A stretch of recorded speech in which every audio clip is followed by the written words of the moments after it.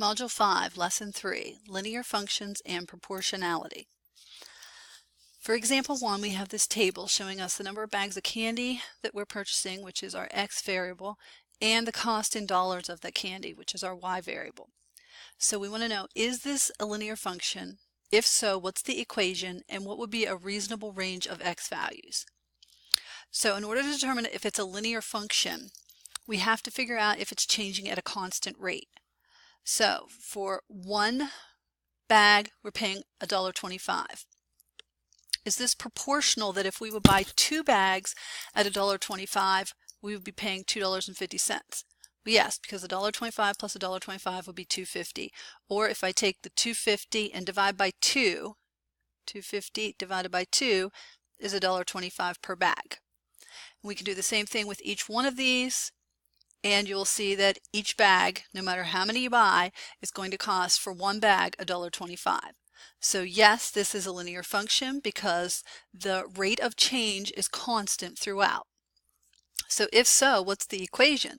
Well, the equation is the rate, $1.25 per bag, times X. So X would be the number of bags, Y would be the cost that we would have to pay for that many bags. So what's a reasonable range of X values? Well, that could depend on the situation, but for the most part, unless you're a store where you're buying a whole bunch of bags in, if you're just an individual person, you're probably just buying a few bags. Maybe if you're having a party or it's Halloween, maybe you're buying 8 or 10 bags, but this value is certainly not going to be in the hundreds or thousands unless you're a big company of some sort. So we can think about limiting our X values to maybe X would be less than 10 for an individual person. Example 2, Walter walks at a constant speed of 8 miles every 2 hours. Is this a linear function? If so, what's the equation and what's a good reasonable range of X values? Well, he's walking at a constant speed. So that right there is telling us it's a linear function. So yes, this is a linear function because it has a constant rate. The equation, well, let's first figure out the rate. The rate is distance divided by time. So his rate is 4 miles per hour.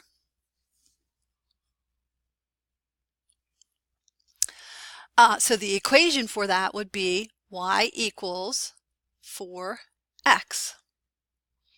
Now, what's a reasonable range of values? Well, if you're walking and you're walking on fairly level ground, you could walk pretty much all day, most people. So we're going to say that the most hours you would walk would be 10 hours in a day. So we're going to say X is less than 10 hours. Although, if you're a professional hiker, possibly it could be longer than that. Or if you're elderly or a young child, it might be less than that. Veronica runs at a constant speed. Distance is a function of time running. So they're telling us that it's a constant speed, therefore we should be able to find a linear equation to represent this data. Well, in order to find the equation, we need to find our rate. Rate's the same as slope. So our rate is our distance divided by our time. Our distance is our bottom number. Our time is our top number here. So our distance divided by a time of 1/8 is our rate. You can do the same thing for any one of these. 2 over 16 would reduce to 1/8. 3 over 24 also reduces to 1/8. And 4 over 32 also reduces to 1/8. So the equation to represent this data, y equals 1/8 times x. Y being the distance and x being the time. So what's a reasonable range of x values? Well, we're talking about running this time. If you're running, you're likely not going to run for probably more than an hour, possibly, I guess, 2 hours. So maybe we would say here that our X values have to be less than maybe 2 hours. Okay, if you're a cross-country runner or a marathon runner, I guess maybe that could be higher, but probably not for most of us. Example 4. Water fills a tub at a constant rate of 7 gallons every 2 minutes. It starts out empty. Is this a linear function? If so, what's the equation? If the tub holds 50 gallons, how long will it take to completely fill? Filling the same tub at 3.5 gallons per minute, the tub starts with 8 gallons in it. Will it still take the same amount of minutes to fill the tub? And is this a linear equation? If so, what's the equation? So let's go back to the beginning and start. Water fills a tub at a constant rate of 7 gallons every 2 minutes. It starts out empty. So we have to find our rate. Well, we get 7 gallons done every 2 minutes, so our rate is 7 over 2. If you prefer a decimal, 3.5. So is this a linear function? Yes, it's filling at a constant rate. So the equation y equals 7 over 2x, or if you prefer the decimal, 3.5x. Now, if a tub holds 50 gallons, how long will it take to completely fill? Well, 50 gallons is your y value. So we're trying to find, when we put 50 in here for y, what does x equal? So in order to solve this, you would have to divide both sides by 7 over 2. So 50 divided by 7 over 2, it would take about 14.3 minutes to fill the tub. Okay, about 14.3 minutes. If you divide 50 by 7 over 2, you get about 14.3. And these units are in minutes, so 14 minutes to fill the tub. Now, filling the same tub at 3.5 gallons per minute, this is 3.5 gallons per minute, so they're filling it at the same rate. If the tub starts with 8 gallons in it, will it take the same number of minutes, 14.3 minutes, to fill the tub? No, absolutely not. It already has 8 gallons in it. It's not going to take as much time to fill the tub when it already has 8 gallons in it if it's filling at the same rate. So is this a linear function though? Absolutely, yes, it is a linear function. It's filling at a constant rate, so it's not going to be nonlinear now. It's still filling at a constant rate, so it's linear. So what's the equation this time? Well, if you remember our y equals mx plus b, m was our slope or our rate, and b was our y-intercept or our starting amount. So in this problem, y equals m, our slope, 3.5, our rate, times x, plus b, our y-intercept, or our starting amount. The tub starts with 8 gallons in it, so our starting amount would be 8. So y equals 3.5x plus 8.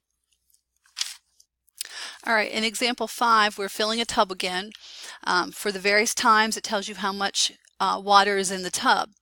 Now, this is going to be a linear function also, I believe, but figuring out the equation might be a little bit more challenging because we are not starting out with 0 gallons in the tub at the beginning. We have some quantity in the tub to start out. So we can't just take our volumes and divide by our minutes and get our rate. In order to calculate our rate, it is the same as our slope.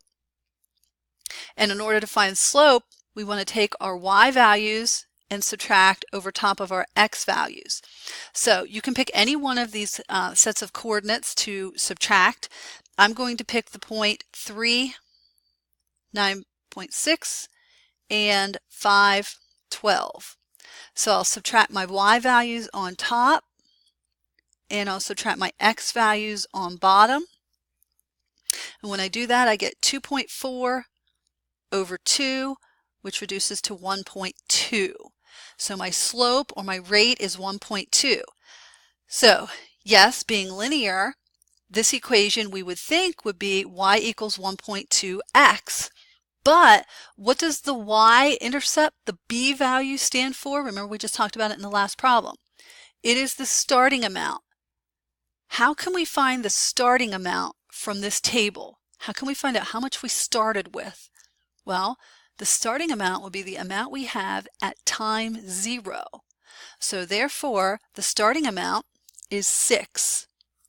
So our y-intercept is 6. The amount we have to add to our equation for our b value is 6. So how many minutes was the faucet on before it was noticed?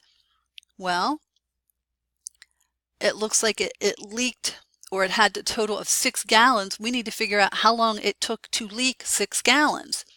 So how long to leak 6 gallons? Well, if it's leaking at 1.2 gallons per minute, 6 gallons divided by 1.2 gallons per minute is going to tell us that it took about 5 minutes to leak the original 6 gallons, or the tub was on for 5 minutes before somebody noticed that original 6 gallons filling up in the tub.